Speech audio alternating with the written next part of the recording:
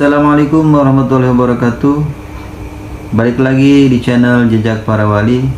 Jangan lupa like, komen, dan subscribe-nya. Terima kasih.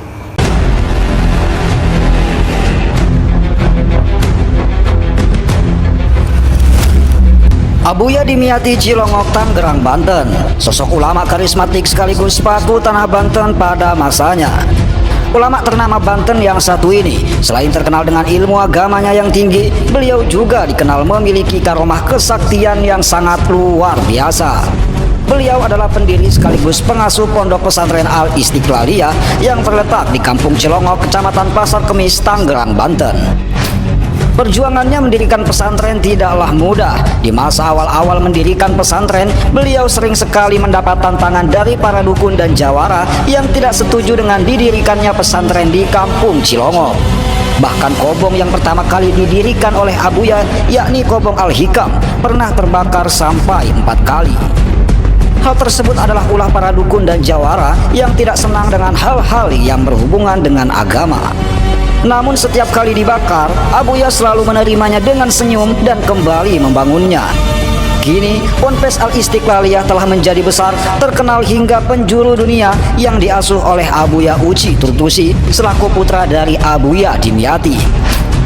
Semasa hidupnya, Abuya Dimyati disebut-sebut sebagai seorang waliullah sebab memiliki keistimewaan yang sangat luar biasa.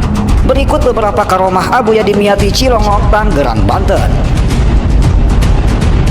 1. Menundukkan gurunya para jawara.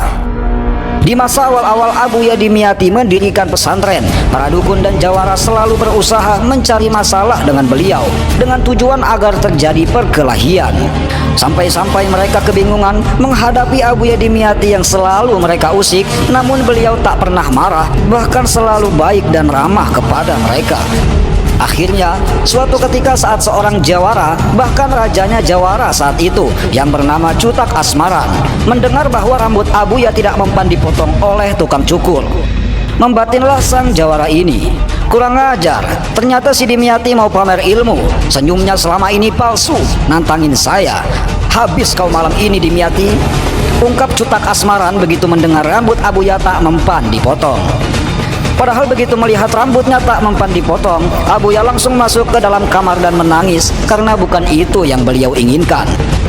Akhirnya, malam itu juga Cutak Asmaran segera mendatangi rumah Abuya lalu meminta izin kepada ayah angkat Abuya yang bernama Haji Sidik untuk berduel adu ilmu dengan Abuya. Singkat cerita, dengan santai dan penuh keanggunan, Abuya Dimyati berjalan keluar rumah untuk menghadapi Cutak Asmaran. Saat sudah saling berhadapan dengan jarak 5 meter, begitu keduanya sudah dalam posisi siap, pertarungan pun dimulai. Bukan main, keduanya menggunakan ilmu Raga Sukma. Hingga selang beberapa lama, perkelahian pun selesai tanpa adanya kekalahan. Ternyata keduanya sama-sama kuat. Perkelahian pun berubah menjadi ajang Raga Sukma ke dalam benda. Hingga pada akhirnya Cutak Asmaran menyerah dan mengakui kekalahannya setelah Abuya beraksi masuk ke dalam sebuah telur ayam. Sedangkan Cutak Asmaran hanya mampu masuk ke dalam botol kosong saja. Setelah peristiwa hebat ini, selang beberapa waktu, semuanya berubah 180 derajat. Cutak Asmaran beralih menjadi pelindung Abuya Dimyati dalam berdakwah, yang menjadikan dakwah beliau semakin kuat hingga tidak satu pun dukun atau jawara yang berani mengusik Abuya Dimyati. Luar biasa, layaknya kisah Umar bin Khattab yang dulunya musuh terbesar Rasulullah, kemudian beralih menjadi pelindung dakwah Rasulullah yang menjadikan kekuatan Islam semakin kokoh saat itu. 2. Terbang ke puncak Gunung Karang. Abuya Dimyati menghabiskan waktu 15 tahun untuk memperdalam ilmu agama di berbagai pondok pesantren. Semasa mondok, beliau dijuluki si Bang Bara karena hampir setiap waktu di kobongnya selalu terdengar suara beliau yang berdengung-dengung karena membaca kitab. Dikisahkan, saat Abuya Dimyati mondok di Sekong, beliau bersama 2 orang temannya berniat untuk pergi ke Sumur Tujuh yang terletak di puncak Gunung Karang. Berangkatlah mereka bertiga menuju Gunung Karang. 2 orang temannya menyombongkan diri di hadapan Abuya Dimyati karena mereka berdua mendaki Gunung Karang dalam keadaan berpuasa, sedangkan Abuya Dimyati tidak. Abuya Dimyati hanya tersenyum menyikapi kesombongan kedua temannya itu. Begitu mereka bertiga terus berjalan menuju puncak Gunung Karang, ternyata di tengah perjalanan, kedua teman Abuya merasa sangat lelah dan sudah tak kuat lagi melanjutkan pendakian. Akhirnya mereka berdua menyerah dan duduk sambil merokok. Namun Abuya Dimyati tidak ikut putus asa bersama mereka.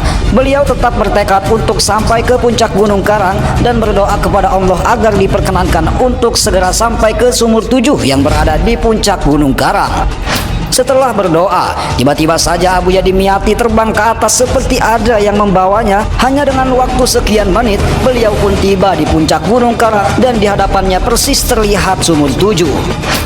Setelah usai hajatnya di sumur 7, beliau bingung harus lewat jalan mana untuk turun dari gunung dan kembali menghampiri kedua temannya itu.